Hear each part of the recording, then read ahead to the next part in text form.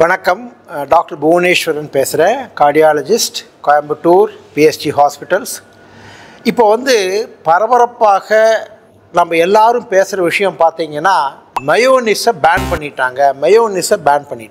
இப்போ அந்த மயோனிஸ் அப்படிங்கிறது என்ன அப்படின்னு பார்த்தோம்னா, காண்டிமெண்ட்ஸ், அதாவது உணவினுடைய சுவையூட்டிகள், செறிவூட்டிகள்னு சொல்லலாம். செறிவுங்கிறத விட சுவையூட்டிகள்னு சொல்லலாம். இந்த மாதிரி பார்த்திங்கன்னா, இப்போ நம்மளுடைய சாஸ்ன்னு சொல்லக்கூடிய அந்த ஒரு டொமேட்டோ சாஸ் இருக்குது, சில்லி சாஸ் இருக்குது, அந்த மாதிரி சில விஷயங்கள். அதில் ஒரு வகை தான் இந்த மயோனிஸ் அப்படிங்கிறது.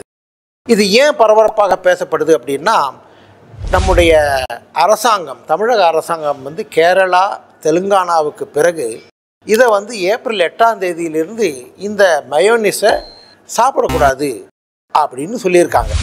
ஆனால் அவங்க எப்படி சொல்லியிருக்காங்க அப்படின்னா, இந்த மயோனிஸில் ரா எக், அதாவது பொதுவாக பச்சை முட்டையிலிருந்து செய்யப்படுகின்ற மயோனிஸை உபயோகப்படுத்தக்கூடாது.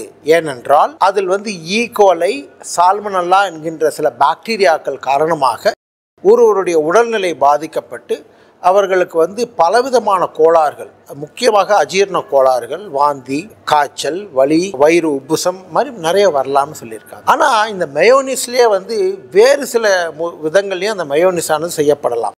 இந்த அவகடோ அப்படின்னு சொல்லக்கூடிய அந்த வெளிநாட்டிலேருந்து வரக்கூடிய அந்த ஒரு பழம், அல்லது நம்முடைய பன்னீர்லேருந்து செய்யக்கூடிய இந்த மயோனிஸ், அந்த மாதிரி சீஸ்லேருந்து செய்யக்கூடிய மயோனிஸ், இவைகளெல்லாம் பொதுவாக தடை செய்யப்படவில்லை. அதை நம்ம உபயோகப்படுத்தலாம்.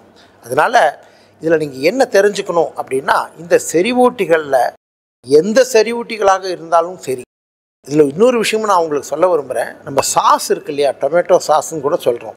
இந்த சாஸ்லேயும் நிறைய உப்பு, சில சமயம் அதிக சர்க்கரை, இதில் சேர்த்தப்படுகிற சில பொருட்களுக்கும் நம்ம உடம்புக்கு ஒத்துக்காமல் போகலாம். அதனால் எதுவாக இருந்தாலும் அளவாக சாப்பிடுங்க, அதிகமாக சாப்பிடாதீங்க. இந்த மயோனிஸ்னானது தடை செய்யப்பட்டதுக்குரிய காரணத்தையும் தெரிஞ்சிட்டீங்க. அதனால் இது நீங்கள் மற்றவர்களுக்கும் பகிர்ந்துக்கலாம். புரிஞ்சிட்டிங்களா? வாழ்க வளமுடன்.